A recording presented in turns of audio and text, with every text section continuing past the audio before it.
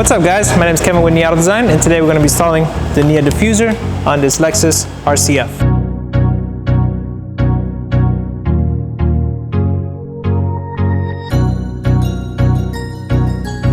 With the purchase of the NIA Diffuser, you'll receive 4 clips and 2 screws.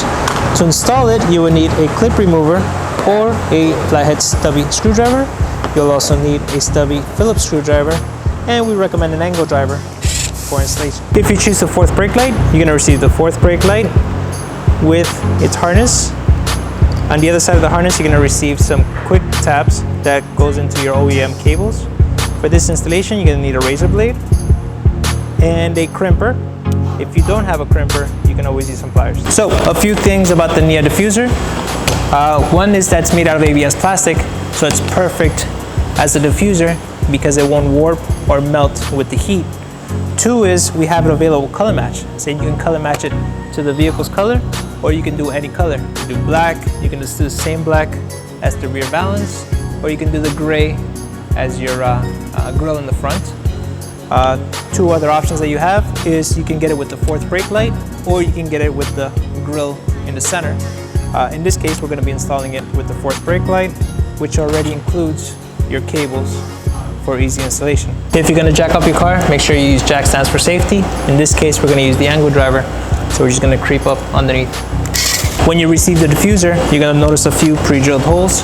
The bigger ones are for your factory clips, and the smaller ones are for your support screws. With a clean rag, what you want to do is wipe down the bottom of your rear balance. This way you can get rid of any rock debris or anything that you might have underneath.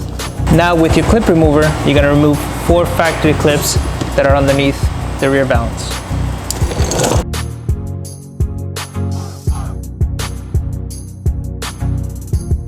So first we want to access the OEM cables. So with this, you need to start taking a few things out of your trunk, kind of like this.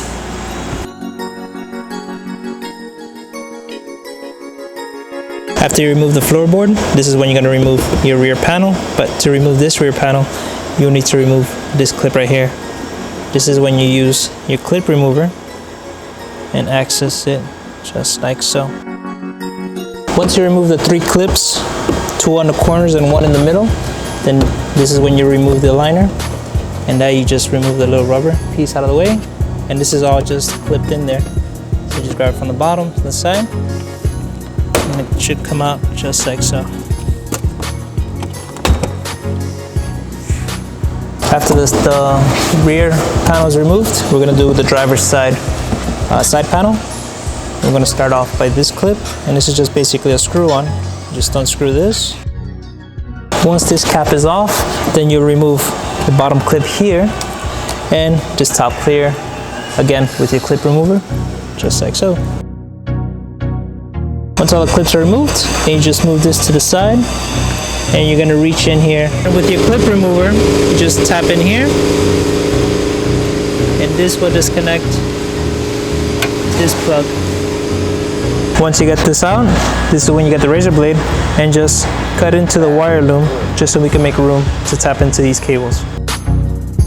On your factory loom, you'll notice you have a yellow, a red, a black, and a green and black wire. In this case, we're going to be using the yellow one, the red one, and the black one.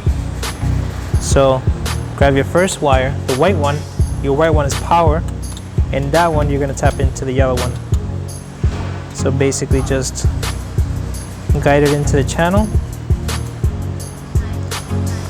on the last channel in the corner. Once that's in place, you get the crimper and crimp it. So now you do the same thing. Red wire goes with the red wire. Same thing, just guide it to this last channel.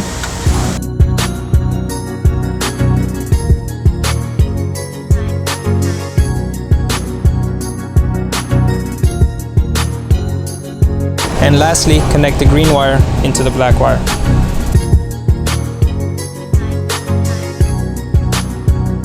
So just to make sure all the wires are crimped correctly, this is when I like to do a quick little test. In order to test the light, we have to plug this back in to the plug,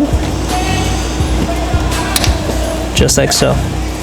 And this is when you want to do is turn on the light, See how the light turns on? That means you got it good. Now press on the brake. You see how it lights up? There we go, again. So we're good to go. So if you notice underneath the plug, there's a rubber seal, and that rubber seal leads to the outside of the bumper. So we're gonna use this to feed the cables to the fourth brake light. So with your clip remover, you're gonna remove this piece of rubber. Once you remove the rubber piece, just bring it out a little bit, and you're gonna do a quick little slit just to feed the wires in through.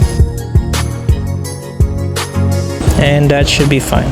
So this is when you start feeding the cables through the little slit. Once you run your cables through the rubber piece, then just creep up under here, and you're gonna find them just like so. Once all your cables are ran, just put the rubber piece back on. Once your cables all ran, now you can present the diffuser to the car. Just make sure to hide it underneath, and then with the clips provided to you, you can mount them to the factory holes.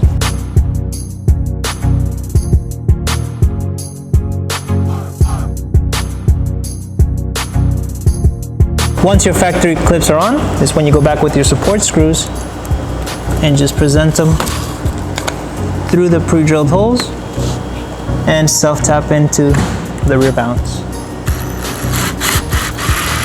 When you do that, make sure you only do them halfway. That way you prevent from over-tightening it with the drill. And finally, with your stubby Phillips screwdriver, you're going to hand tight the support screws. That way you prevent from over-tightening it with the drill and stripping the balance. Once the clips are on securely and the screw is tight, you're good to go. Thanks again for watching this video. Please subscribe.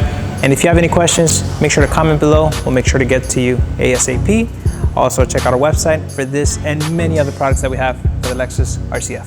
Thanks again.